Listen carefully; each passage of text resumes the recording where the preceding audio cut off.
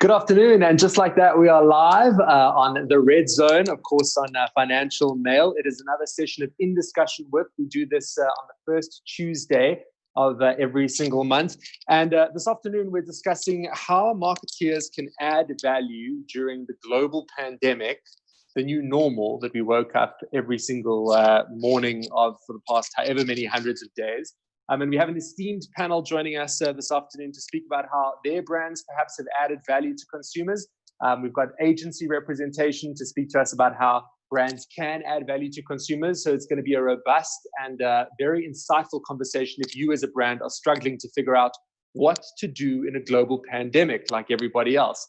If you want to be a part of the conversation, you can just watch us on the Arena events page, and you can pop your questions there. Or if you're watching us on Twitter or Facebook, you can pop us a message or a comment on those platforms as well. This morning, an incredibly esteemed panel. We say hello to Rue Bateman, Head of Marketing at Investec Private Banking, Deputy MD at FCB Joburg, TT Nteta, Carling Black Label Brand Director Arye Rust, and Director at Artifact Advertising, Pila Sokela, as well as CEO and founder at Brand Hub, Rob Anderson. Rue, I'm going to start with you because you studied accounting, so you're all about the numbers, and I would imagine that at this stage, you're fighting for the budget, right? But how does the accountant in you and the marketeer in you reconcile that you're asking for money to do stuff at a very difficult time?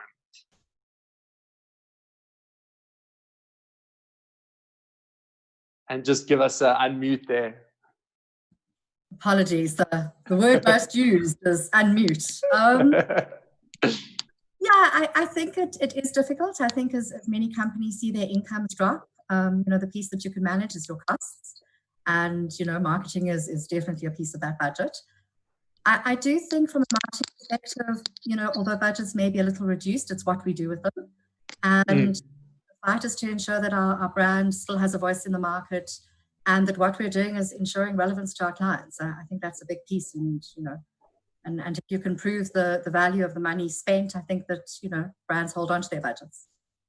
And we're going to unpack in a second what Investec's been doing with COVID-19 and what their sort of more broader response as Investec Private Banking has been.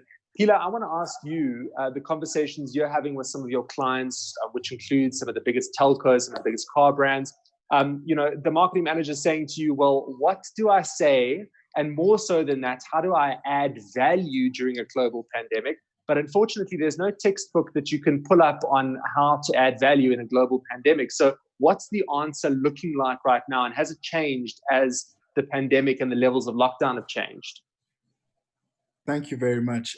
So it definitely has changed. So there are various issues that different brands are actually facing at the moment. The first thing is that, as you mentioned, how do you add value? And that question goes back to being authentic, right? So the way brands communicate, it has to come across as authentic, or else people don't actually understand your brand essence, and they don't resonate with the actual brand. So what we found recently is the brands, and this is a broader conversation, the brands that realize that they could be massive, it could be massive for their businesses to grow from a financial perspective, ended up spending a lot more, right? Which doesn't seem authentic. It actually seemed opportunistic. The brands which then found that their sales might suffer, thought that there's no need to communicate because they couldn't generate revenue anyway.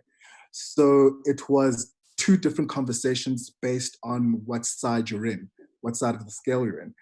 And what we found is that too much communication ended up bringing bad feedback onto the actual brands. And the brands that didn't communicate ended up losing that share of voice, because even though you're not communicating about your specific product, you can always communicate about how you can actually help people.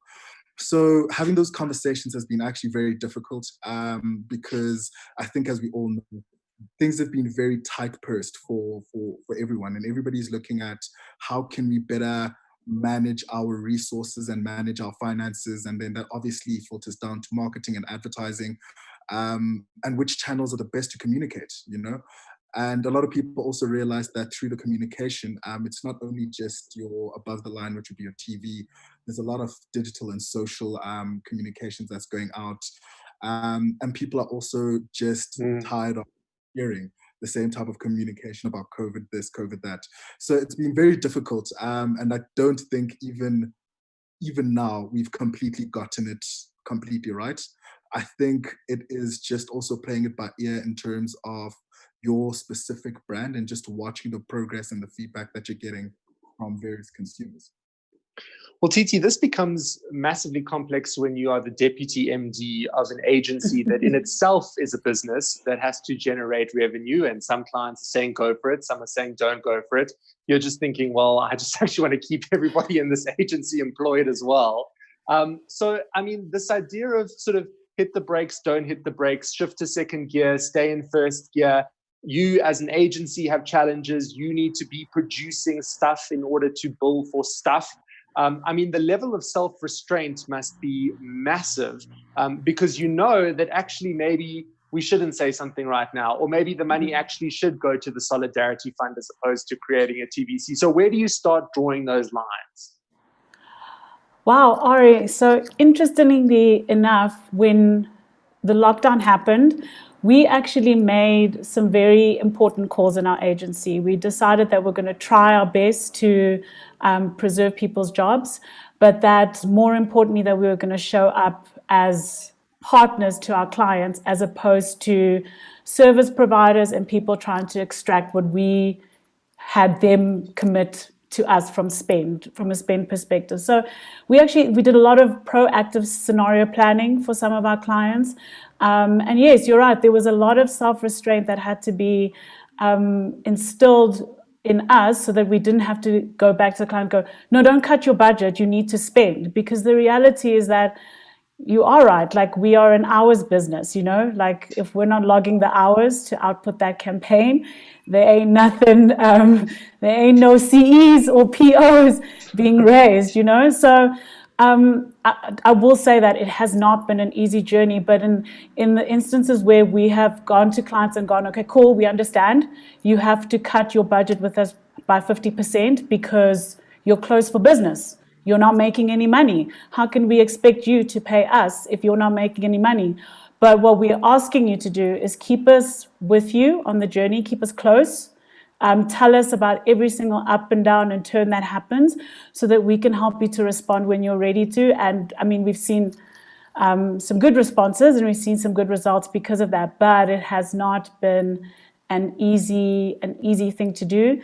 But what I will say is that it has really made us work lean. We're kind of like, we've become like a little big agency, lean startup vibe in this big machine because you've had to do that. You have no choice but to respond and trust each other's decisions and partner with the clients that way. Certainly, partnership coming through is a very strong word there, and the idea of sort of everyone being open to the fact that there is no textbook for this. Arye, at this point, I have to bring you in because you're in a position as the brand director of Carling Black Label where you're not actually allowed at present and haven't been allowed for quite a while now, on and off, to be able to sell your product in the first place. And I think what's most fascinating and most commendable about the work that Carling Black Label have done is that you have, even in a scenario where you're unable to move your product, gone about being a brand that is socially conscious and socially aware through the No Excuse campaign. But talk to me about funding a campaign and pushing a campaign when people can't buy your product and how you swing that over the line. Yeah, thanks, Arye. So for us, it changed very quickly from selling liquid to helping people get through this tough time, right? So we switched off all intrinsic work because you can't be advertising something that people can't buy legally. And we changed to what we called ideas for good and ideas for growth. So we definitely moved into a space of what are the things that we as a company locally and globally can do to add value to the communities that we operate in, because we are indistinguishable from those communities. It's not like the company exists in a vacuum or that the brand exists in a vacuum. And from that initiative, there were a bunch of great pieces of work, right? We made 100,000 bottles of hand sanitizer from the alcohol that gets extracted to make Castle Free. We recycled crates to make face masks. Stella raised a whole bunch of money for Rally Your Pub and Your Restaurant, and what Carling did, because we have no excuse, and we've had no excuse for a long time, since 2017, which is the masculine voice to stop gender violence. So we're leaning into this tough conversation about, we know that there is a link between the abuse of alcohol and intimate partner abuse, and we would rather lean into that conversation than pretend that it's not true. So especially during the pandemic, right, when we saw, it was almost like this dystopian New Year's, right, as you saw the lockdown sort of come over the time zones, and you could see the different people as they responded. The UN called it the shadow pandemic, where people who went into lockdown, you saw the incidence of violence against women and children go up exponentially. So we kind of saw that thing coming. And to Titi's point there of trusting your agency, Ogilvy Cape Town were instrumental in coming to us with the idea that, specifically in South Africa, where people are going to be stuck in smaller spaces, you can't call for help. Your abuser is potentially sitting on the couch next to you or in the room next door and can hear every word that you say, right? So now what do? You're stuck in your house. You can't call for help. And there was no way of getting help silently. There was no WhatsApp solution. So what No Excuse then did is we created a WhatsApp solution. And we plugged that in to our NGO partners, Father a Nation and Lifeline, to help people get help silently during the lockdown. So it wasn't so much for us about selling. We wanted to be there for people because we knew that they were going to be there for us after this whole thing has come and gone. And I think that's perhaps what's so commendable about it, is to take such a long view in a world where, we're conditioned to think about sort of, year-end financial statements and what our half-year dividend looks like and what did the shareholders say. And, there's a lot of conversation at the moment around what is a brand purpose and what is that brand intrinsically about. Because we do live in this world where it is annual financial statements. And certainly pre-COVID-19, the idea of purpose felt like something that there was a lot of lip service to. The other angle that I want to start bringing into this conversation this afternoon is the angle of how the actual offerings are changing for a lot of different sectors. We looked at the fact that, when alcohol is allowed again, it'll be massively on e-commerce platforms now, far more than it ever was before. We look at what the implications are of that in terms of retail, how people get products in a banking context, which we'll speak to a little bit later, how people bank. The app is now the be-all and the end-all almost for how people are going to be doing that. There is no more walk into a bank, certainly not for the foreseeable future. And I want to find out from you, Rob, from someone who is in the e-commerce space, with what you do over at Brand Hub, and perhaps just give us a little bit of context of what that is. You have to market now more than ever because there's more than ever. There are more people now that can see what you do and be involved in what you do and be consumers of what you do than there have ever been before because of this sort of sprout of e-com. Yeah, so for us it was quite weird because we also couldn't trade in the first sort of few months, and it was okay. What do we do? Because we know that there is going to be a spike, and we knew that there was going to be restrictions on brick and mortar. So yeah, it was a case of how do we market and how do we're quite unique though. So our offering is people get rewarded when they engage with brand content. So if someone watches a video, if someone shares content, or if someone actually does a survey, they get rewarded. So we really pushed that hard in the first sort of 2 months, taking brand content, creating more awareness around the content, because we knew that people were online, so people were engaging with content and they needed to sort of drive it. And we knew eventually when lockdown did open up on online, people were going to spend, from homeschooling to home offices, to everything. You see the one carts are doing really well, where people are buying all their groceries now online. So we knew that was sort of shifting. We were fortunate that we had another offering. So it wasn't just a case of just selling product. It was really trying to get people onto our platform, engaging with the content and register it. So, we've seen a big uptake just on the registration on ours. Like every month, we've had like 200% growth month on month. So people are definitely, looking for different avenues to get rewarded and sort of find any ways that they can earn extra bucks through this tough period. And we're fortunate that we've developed this program and this setup, and it's actually just fitted in perfectly with our model and where we sort of going. You know, no matter who you speak to, or at least 99% of people you speak to will describe how in their context they've had to pivot with COVID-19 in their specific sphere of what it is that they do, whether that's your family who maybe run a B&B, whatever it is, everyone's speaking about pivoting and moving in different directions and starting to, you know, expand on what this new world means to them. But when we start looking at marketers adding value, should we still be defining value as simply the service offering, or is there stuff that goes around that? You know, should the brand be sort of very focused on what their environmental impact is more so now than ever? This idea of the triple bottom line, how is it playing out in marketing boardrooms? And are people really actually not just paying lip service to it anymore? And anyone can jump in on that, because typically we know that a brand exists to create a profit, but is the definition of profit changing, and therefore as marketers you have something different to market?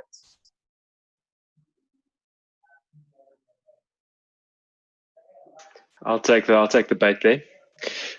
So what we've seen specifically with No Excuse is that 88% of people who attribute No Excuse to Carling believe that it improves their perception of the brand. And if we believe that our role as brands are to, yes, be profitable, but to do so in the longer term, Arye, and you were talking about the how short-term focused many companies have become. Well, we're 125 years old this year, and we plan to be here for another 100 years. So then the kind of topics like the triple bottom line and adding value beyond just selling stuff becomes imperative. You can't just be selling something. You have to be helping your consumers, because at the end of the day, they are the king.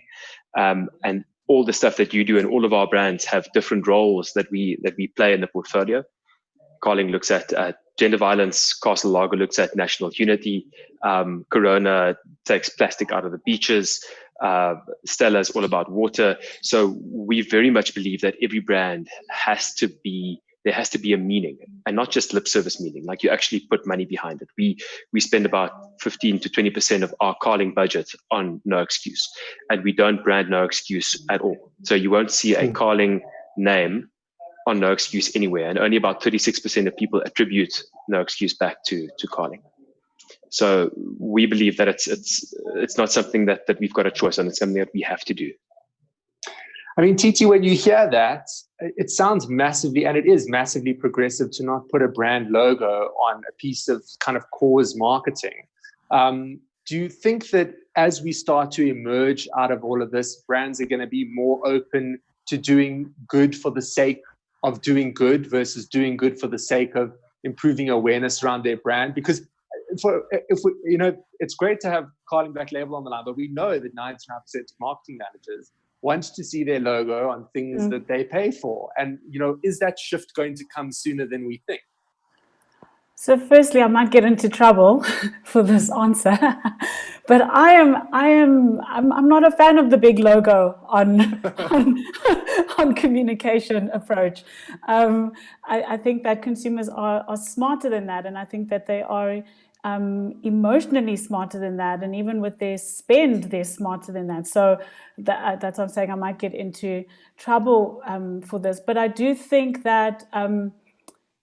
Look, I do think there's, especially now because we're talking in the context of COVID, this is such an interesting conversation to have, because it's like, right now, should you be focused on your brand driving business results so that you can keep the people who work at the place employed, so that you can keep the economy going?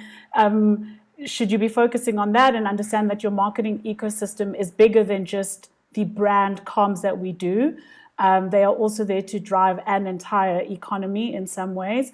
And there are levers in marketing that can drive sales and then, all that stuff. But my thing is, it's like, I do think that one of the things that I'm relating to the most that Arne is saying is that I think the business needs to support those marketing initiatives that aren't necessarily about a funnel to purchase.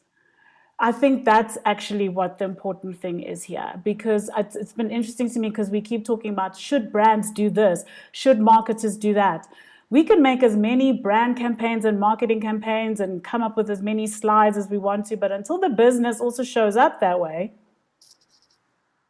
it's not going to make a difference. So it's really interesting because I've been thinking about this when we spoke about this topic, is like the whole time we're talking about brands and marketers, but we're really not talking enough about how the brand and the marketers and the business all like need to sit together and agree and serve each other, and therefore serve the consumers and the customers, and I think like society at large. And that for me is the interesting part. So I know I'm not really answering your question, but I'm not a big fan of the logos, just so you guys know. Well, this is, I mean, you lead us beautifully into sort of asking this specific question. And I think, you know, for the sake of the conversation, we can take it into the banking sphere because Rue is with us and she's from Investec. I mean, is it a case now that the product people and the marketing people have to sit closer together than ever before? Because the product people are figuring out how to finance people through something like COVID, how to keep all the lights on, and the marketing people have to immediately communicate that message in terms of what that product innovation is. And are you finding that you've got more meetings with the product team now than ever before? And what does that look like?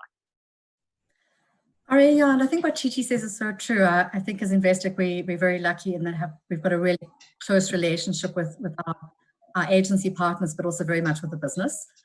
And it's absolutely a collective. I think, you know, how quickly, and I think people have said it, I think it's less around sell and more around solve.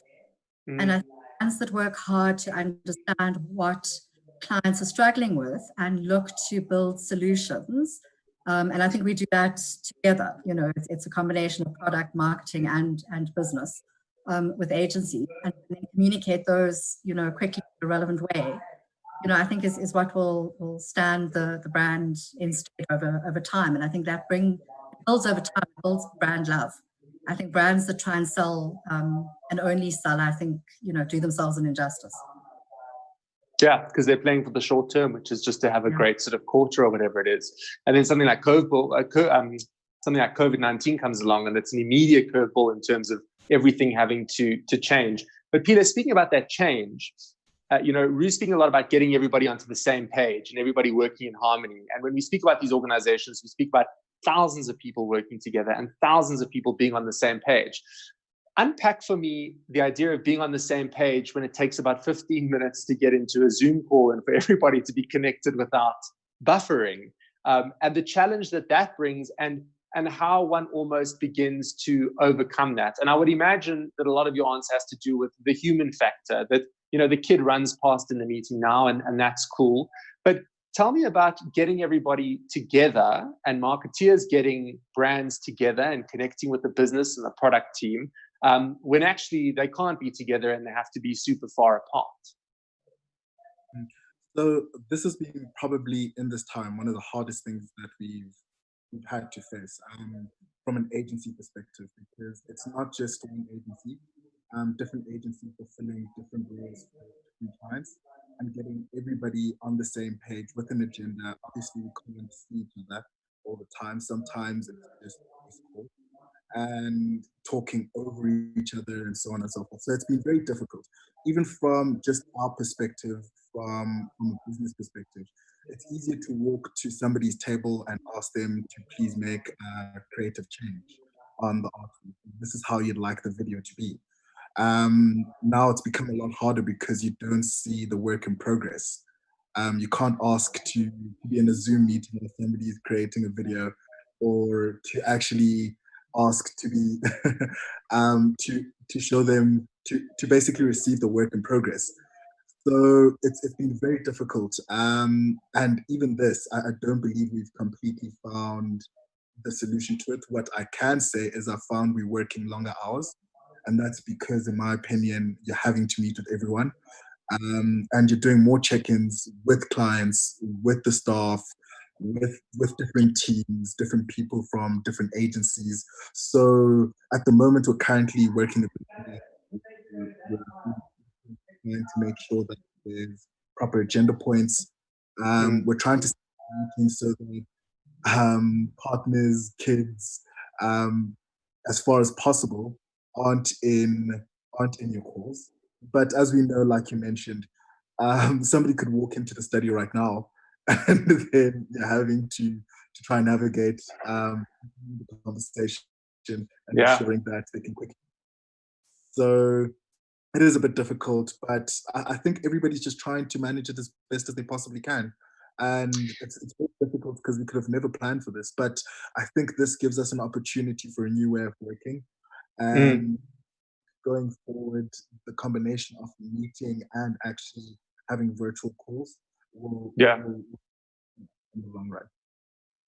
And speaking of which, your sound is kind of in and out, so just get super close to that mic. But I mean, you gave me the perfect way to interject with that. As you gave the answer, we'll come back to you in a second, Pilar. I mean, Pilar speaks a lot about opportunity, right? And I mean, Rob, you spoke about a little bit earlier on. Now there are all these people that are sitting looking for, in your context, ways to make additional money through loyalty, whatever it is. There are all these people that are sitting online that aren't sitting in restaurants, that aren't sitting doing social activities. A couple of weeks ago on one of our webcasts, we had the head of digital at Arena saying that, you know, the platforms, Times Live, Business Day, I mean, those numbers are through the roof. We know that on-demand streaming services, they have to double check that these numbers are even correct, because it's just insane the amount of volume and traffic.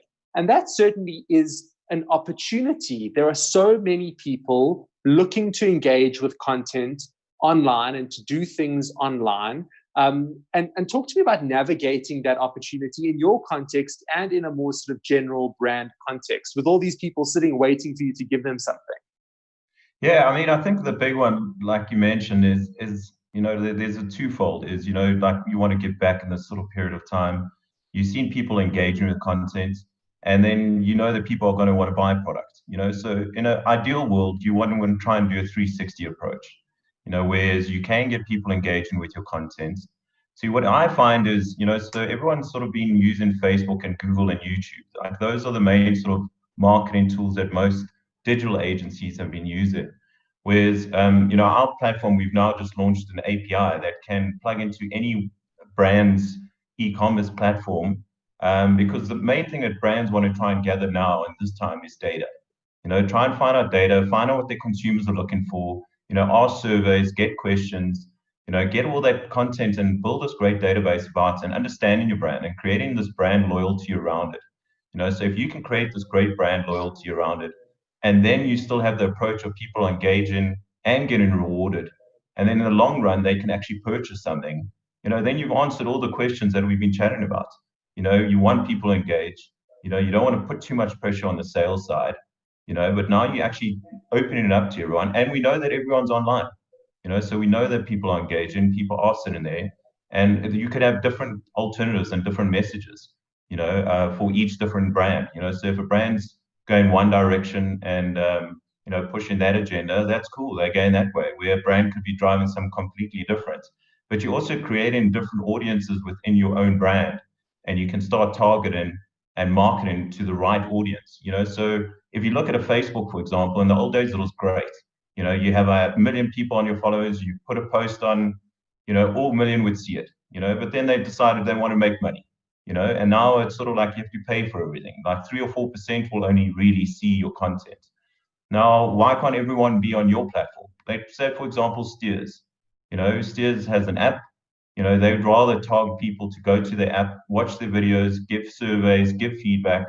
Someone earns, let's call it Steers, 50 Steers bucks. The next time they're going to buy a burger, they're definitely going to use their Steers bucks. You know, but that marketing money is now being, you know, put into the brand itself. It's not like you've given it to another third party to sort of just throw it away, where now you keeping that cash within your organization and then hopefully upselling too. Yeah, I mean, it's funny when you kind of speak about it, because what it starts speaking to is that there's so many directions and so many things that a consumer can do. There's more so now than there have been ever before.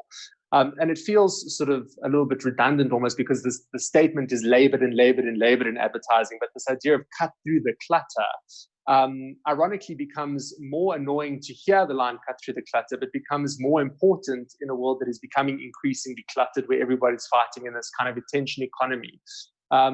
So that's where I kind of want to bring in you, TT, in terms of cut through the clutter, because when it happens, it happens. So everybody last week shares Nike's new advert of the great editing moving between the two things, because something that does just punches through the data. It punches through what you think the audience might want. It kind of just connects at this massively human level. Whereas if Nike had to sit back and say, okay, cool, I'm going to watch every single data point and how does this tie into the omni-channel and the e-commerce and the this and the that, something that'll never get out. So when do you actually say, okay, cool, I'm just going to go with my gut on this, and I think that this is going to cut through the clutter? Look, I don't think there's any perfect formula for that. I think that sometimes when you are making a piece of work over a human insight that everybody resonates with, you can often tell in the room. I know that when we sometimes are presenting work, you can tell, like when people laugh and they can't help themselves but laugh, or they can't help themselves but just show that immediate like feeling and response that they're getting to a piece of work. That's when we should listen. I think that what I've observed is in the world of marketing and advertising and communications is that I think we over-research sometimes. We put stuff into research processes and sometimes the stuff comes back watered down. I mean, I really wish I understood the intricacies of how Nike gets a piece of work through, but I do believe that it's one of those things. It's like if everybody relates to this thing on a human level, like everyone in some way, they're like, cool, that is it. That's the thing. That's the emotional hook. That's the thing that's going to make people respond either positively or negatively. On the cut through the clutter thing, I do want to say that sometimes I sit and I go, maybe we shouldn't be so obsessed with cutting through the clutter. We should be we should reframe it into like, be where it's relevant for people. Like speak to people where they are. And I believe that if you think about that, and even if you think about using data and understanding the entire consumer journey, and your frame of reference is meet people where they are, show up in people's lives in a relevant way. When you overlay those things together, I think that's actually when you make the magic, and you're no longer just bombarded by a bunch of data and you're trying to figure out where do I intersect here in their decision-making process. I don't know if I'm making sense, but That's how I like to look at it. And I think that's a great sort of starting point to chat to Rue about, show up for people where they are, because a lot of what the Investec response has been around showing up for people where they are, where they're at. How do we provide sort of tangible things that can empower our consumers? So just talk us through some of what that response has been and where you've decided to market and where you've decided to actually just do something that's going to really empower the consumer. Yeah, I think for me, and I'll chat a bit about medical, I think, and it chats a bit to TT's point, I think if you understand what clients are struggling with, as a brand, how can you help solve? And I think it talks a lot to our positioning. And in the medical space, our positioning is, while you're helping others, we're helping you. And I think it would have been a travesty had we not been able to live up to that promise. So, COVID for us was a real opportunity to say, this is what we say to our medical professional clients. And we've got a very big market share of medical clients in South Africa. What could we do? How can we help these clients? And we've done a couple of things. I mean, we did a thank you campaign, and some of that was more about our staff being able to say thank you to medical clients. But medical clients in particular, we did 3 pieces. The one was, I think, professionals who are so specialized are very focused on what they do. So if you're an orthopedic surgeon, that's what you do. But we were concerned that, sometimes mental health is not a focus area. And the level of stress at these times has been, incredibly high. So we put together, and we did it with Tilt, a set of videos with medical professionals, really just helping how we can manage our stress differently. What does balance look like? And very, very short videos. So there are 2-minute videos, 14 of them, and just deliver directly to our client base, our medical client base. So it wasn't about, and that's very much about, for those clients only. It wasn't about a big, broad brush stroke. It was really making sure we made a difference to those clients. We also did a big piece around accommodation. So we have provided, or we are able to provide to our medical clients accommodation if they're needing to stay safe. and we're paying for a 7 days of that accommodation, and just making it incredibly easy. So if a medical client, is exposed to COVID and needs to be safe, it's one phone call and we'll do the rest for them. So again, just really making sure that as a brand, as Investec, we really are helping them. And the last piece was PPE, and lots of people are doing it, but it is it's a big. So we've done work around scrubs, we've done work around masks, but I think the mental health piece probably a big important initiative. I mean, it's great to have Rue and Arye sort of with us, it's unpacking what is a response by two sort of very profound South African brands around, really tapping into emotionally where people are at and trying to address that. In Investec's case, it was empowering doctors. And in the case of Carling Black Label, it was around sort of these terrible domestic abuse stats that we were seeing in lockdown, outside of lockdown, building on a campaign that was already existing. And one keeps circling back to this idea of purpose. But Hila, I want to know from you, can you put a meeting into a brand's calendar and say, we're going to spend Friday morning talking about purpose? Are there enough meetings with that as the subject line happening right now? Is this what we should be really interrogating at a time of COVID-19? Unfortunately, and I probably shouldn't say this, but at the moment, purpose is not one of the things which are top of mind. I think just based on the fact that businesses are either trying to stay alive or trying to capitalize, depending on the business, or capitalize on gaining more revenue. At the moment, that is where we currently stand with brands. So if you're asking an executive or the marketing team to sit down and discuss purpose, usually you'll get a very flat no. Right now, it's either we're trying to sell to stay alive, we have this product, or we're trying to sell this product to generate more revenue. So the long and short of it is no.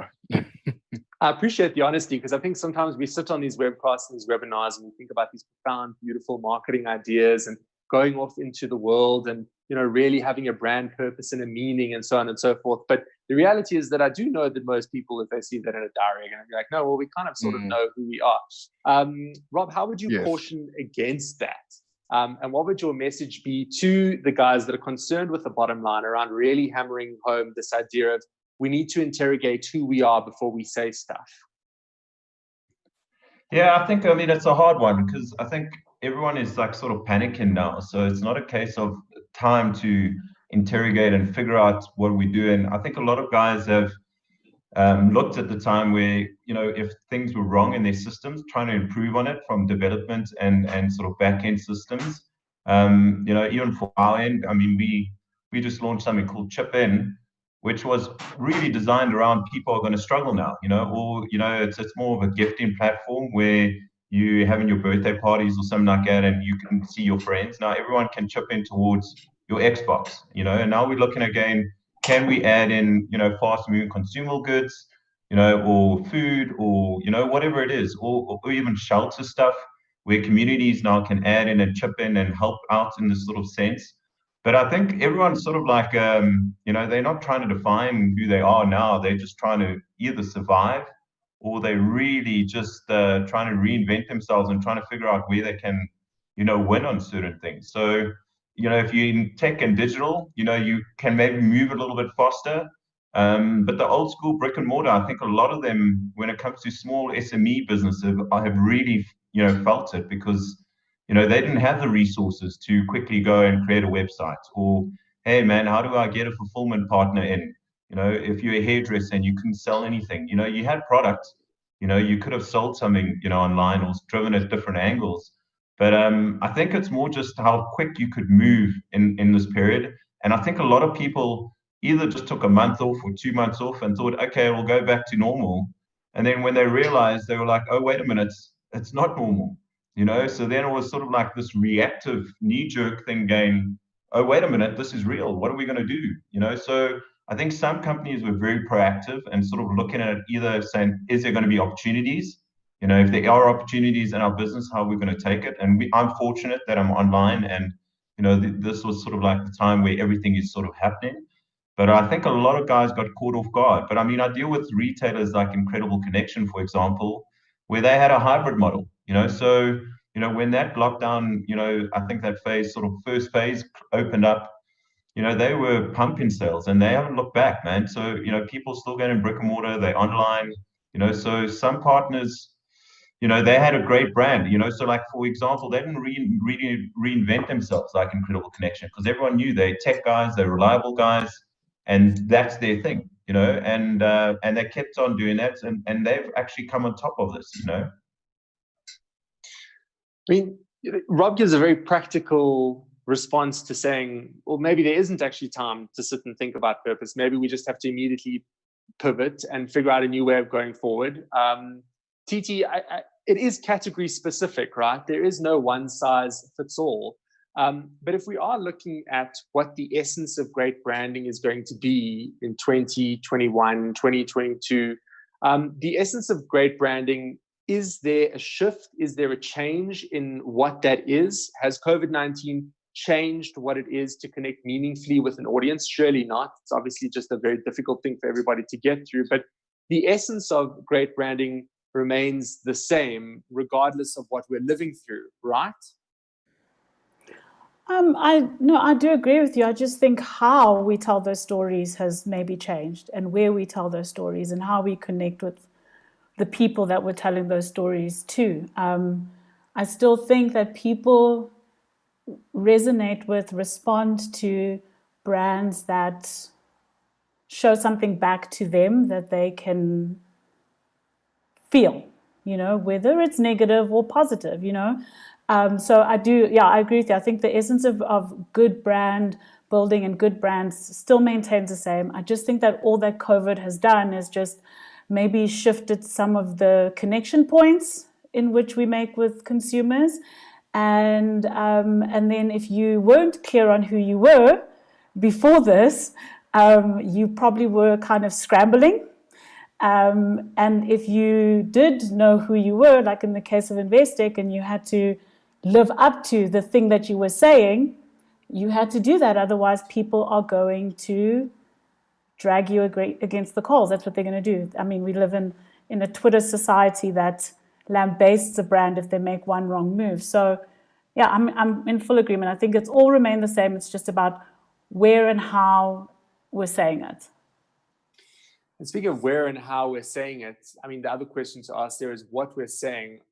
And I mean, Arye, we have to come to you at this point to speak about what you're saying at the moment over and above the No Excuse campaign, which is a campaign around, the livelihoods of South Africans with some of the lockdown restrictions. I mean, that takes on a whole other level when a brand is rallying for sort of a change in legislation.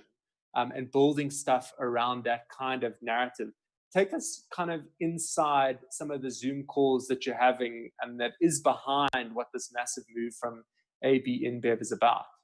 No, sure. Thanks, Arye. So we, as I was saying, we definitely don't live in a vacuum, right? And even as a global company, our dream is to bring people together for a better world. And the people there is the main thing. And all of us here have stories about how we've shared great times and tough times over a beer, over a glass of wine, how it's added to meals, how it's added to festive occasions, how it's added to your memories if you look back. And that role that you play in people's lives, right? Those stories that you help craft and all the lives around that exist because that industry exists. Like, you can't pretend that isn't the case, right? And the last thing that we saw with the Save Our Livelihoods campaign is that there are 1.1 million livelihoods at risk in the alcohol sector because of the lockdown. So that 1.1 million livelihoods, and they support other people in their areas, and we're losing about 13,000 jobs a week because of the lockdown. So the conversation becomes one with government, and it becomes a quite a political one, which to any brand or any corporate company who's listening to this is you need something that's important to government for you to go to them with. So that's what we use No Excuse as one of the things, right? We were speaking to the Department of Social Development because they look after that section of government looking into child welfare and those kinds of services. And we said that, you know what, we are part of the solution here. The WhatsApp line that we launched on the 1st of May, we've had more than 30,000 people interact with that line. 8,000 of those are men looking for mentorship. So there's this huge need. And Titi, you were talking about that magic that you feel in the room when you hit something like this. And for me, it was the morning that we got the line working. We hadn't even communicated it yet. It wasn't on Twitter, no way. It was just the project meeting. And the line had just started working, and the next thing, something comes through. And there's a lady in Johannesburg whose abusive husband was chasing her son out of the house. And she literally just took this leap of faith, didn't know that she could WhatsApp that line, and there she was. So I was like, okay, well, here's the moment, right? We need to help. So we get Lifeline involved, and we get her the help. And that was the moment that I knew, man, there's something massive here. And the moment that you unplug something as big as what SAB and the alcohol industry is, right? You lose all of this benefit, all of these other things. I think looking at it from yes, there are inebriated people who end up in hospital beds, but that's a very one-dimensional way of looking at the problem.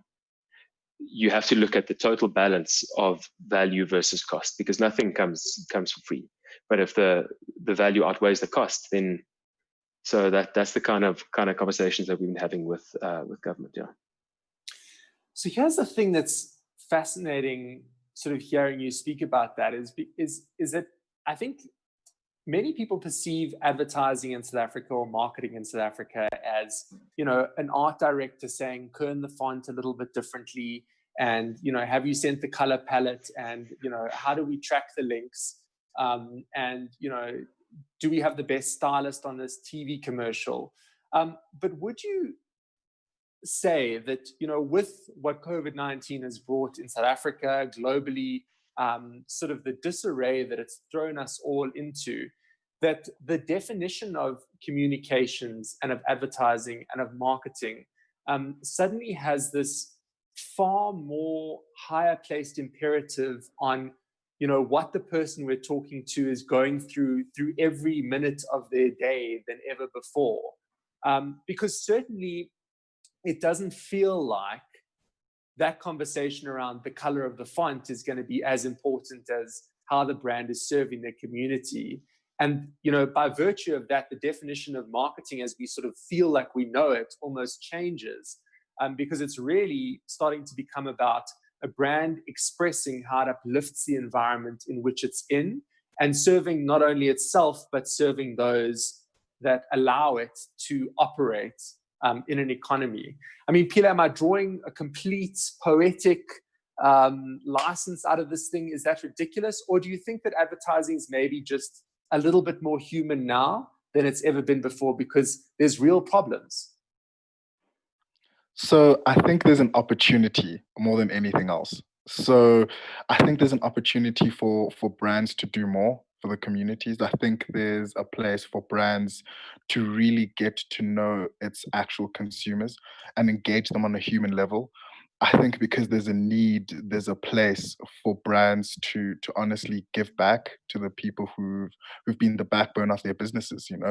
Without people, there's no consumers. So outside of the psychology, outside of the marketing, outside of all the other initiatives, I think there could be brands can go to people's doors and genuinely offer some assistance. I think that would be truly and honestly, I think that would be where advertising has won, right? And for brands to also follow the people who've been behind those brands for so long.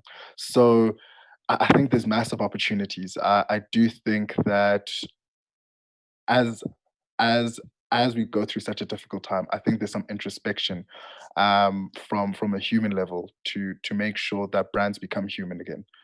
And I really think it's imperative that we go down that path and we give back to the people who make it possible for those businesses to exist.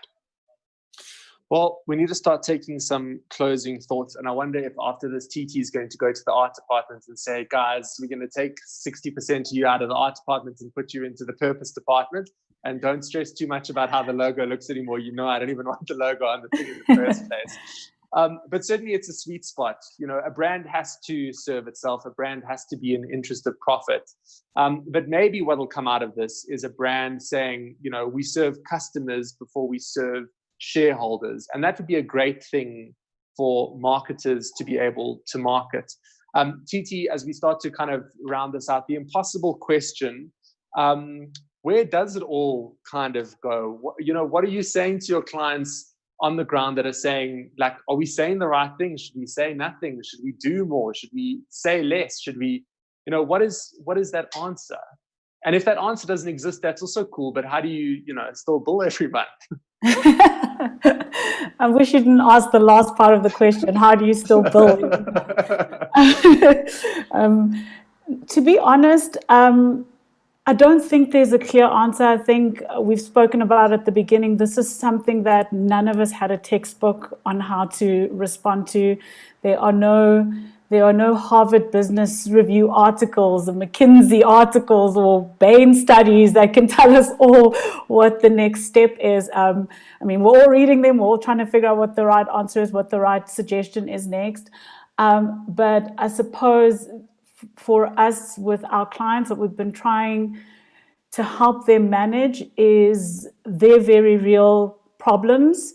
I always say to anyone on my team that we need to always exercise empathy for our clients' ecosystem, because I think we sometimes forget as advertising professionals that my marketing client is not just thinking about that one campaign that she briefed me in to work on, her responsibilities are broader than what I could even imagine in a day. And as much as she's coming down on me about something, there's someone coming down on her about something. There's sales that need to be driven. There's a bunch of things that need to happen. So my answer right now is like, I'm listening. Just let me know what we need to do.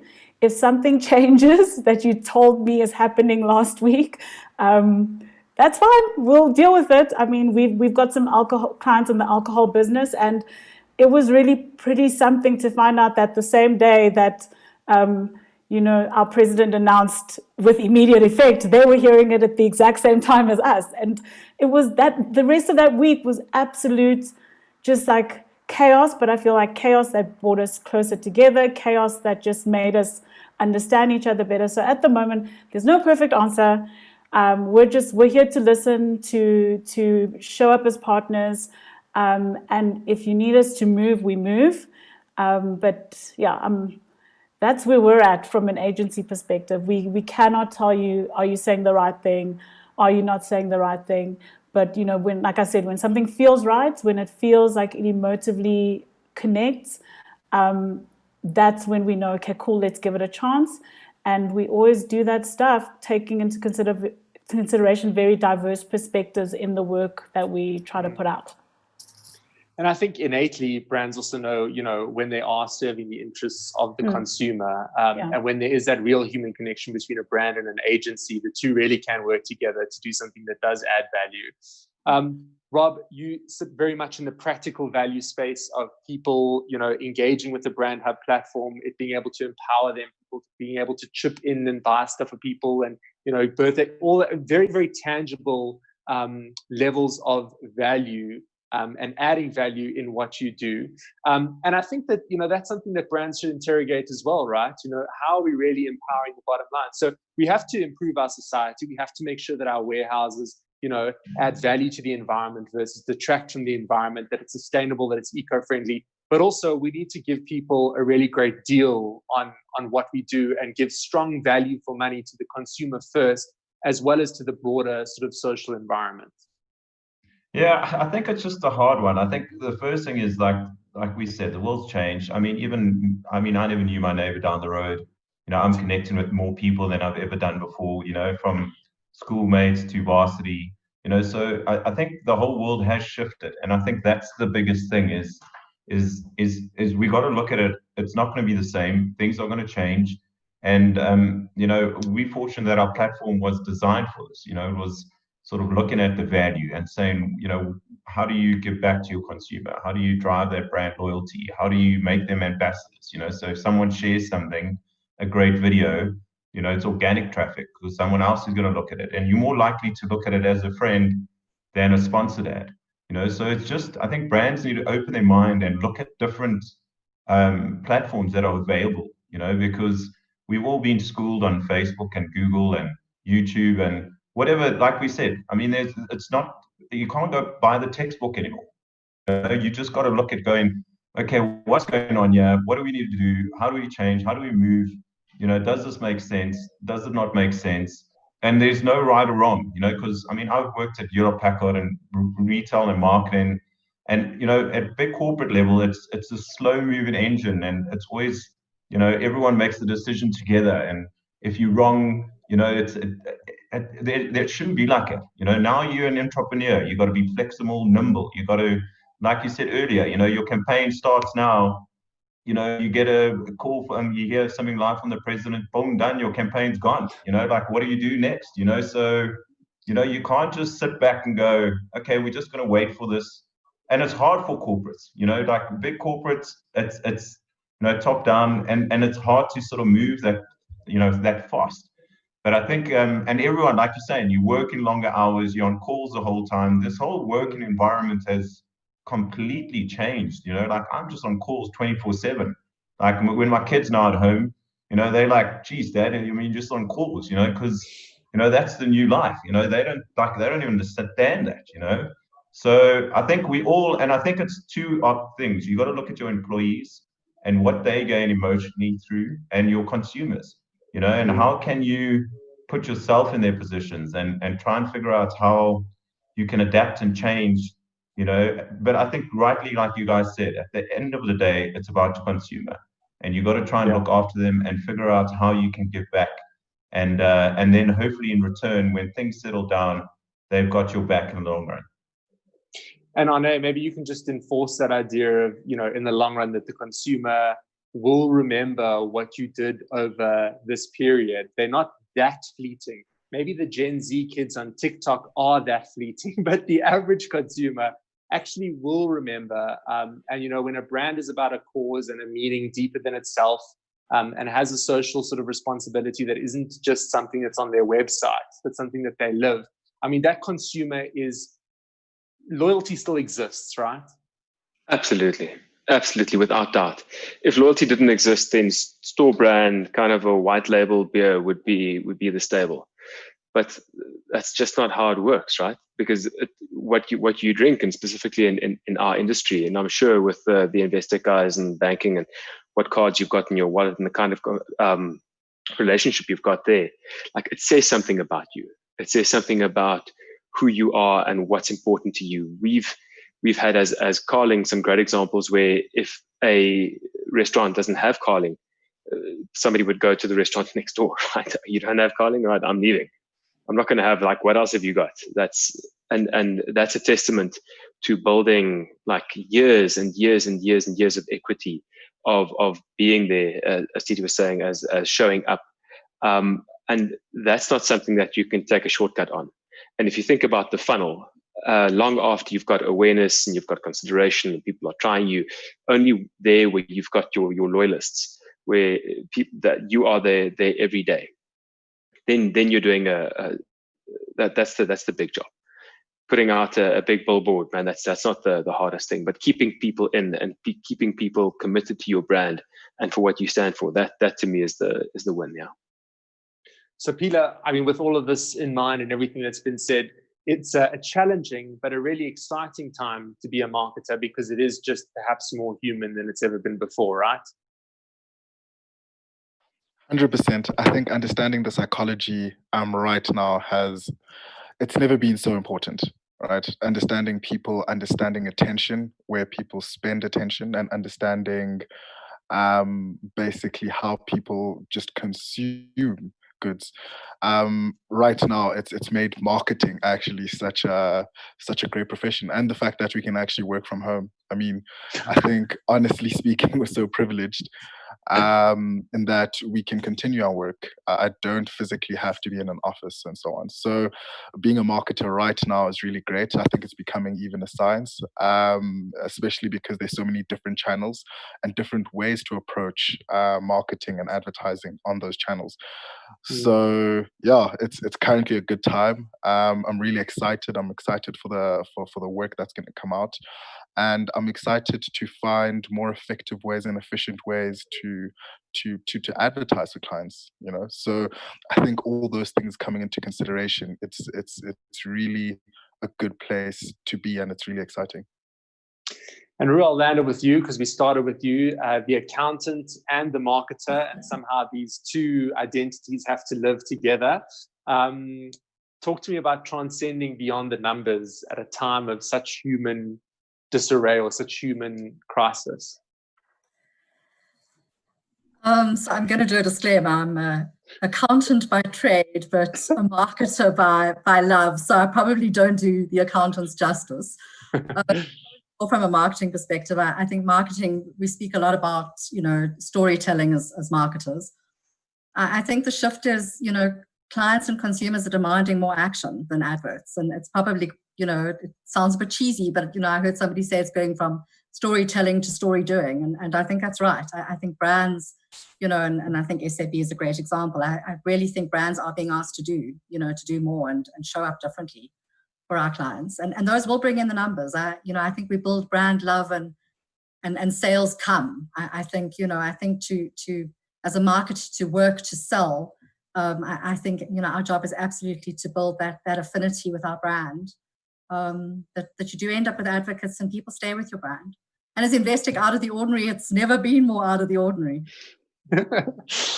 Well, this is the great thing about these webcasts that we do once a month, is that we never really leave with an answer, but more of a feeling. And that's perhaps what advertising should be about. The media people will argue a little bit differently and say that the funnel exists over a 3-month period because that's the campaign period. But maybe it's about being a little bit more always on as opposed to month to month. And certainly that transcends to what the business leaders are doing as well. If you're going to look at your year-end financial statements for 2020 as the be-all and end-all, it's going to be a glim picture. But if you look at it in the context of the longevity of a brand, maybe that's a better game to be playing. Thank you so much for joining us this afternoon. We were speaking around marketers adding value during COVID-19. This is a Financial Mail and Redzone webcast. Special thanks again to our guest, Head of Marketing at Investec Private Banking, Rue Bateman, Deputy MD at FCB Joburg, TT and Teta, Arye Rust, Brand Director at Carling Black Label, Pila Sokela, Director of Artifact Advertising, and of course, Rob Anderson, their CEO and founder of Brand Hub. Thanks so much, and we'll see you again on the first Tuesday of next month. Bye.